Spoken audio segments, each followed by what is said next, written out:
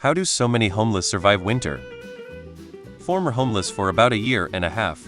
I still worked, had a job, so my situation was a little different. I could afford food and some expenses. I couldn't afford rent. I stayed in my car with an indoor-safe propane heater and good blankets when it was time to sleep. When there was a big blizzard, I got a cheap hotel for that night cause I was afraid I'd get buried under.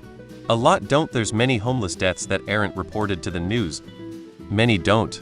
Lucky ones get shelter on cold nights. Our city has warming centers open up when the temperature drops below a certain level. Churches open up and provide a place to sleep and meals. Buses and cabs are free for them to get to the church.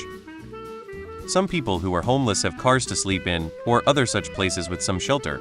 Some may enter the system temporarily for shelter and leave in warmer weather. In Nick, some sleep overnight on subways.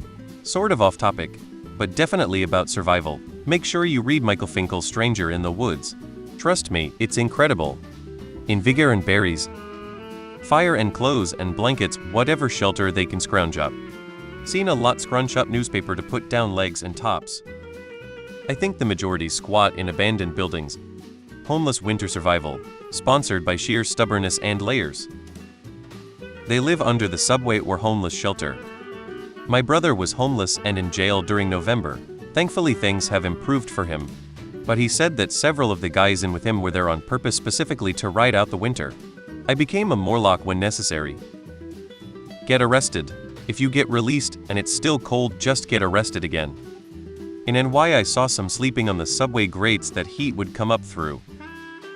People go winter camping.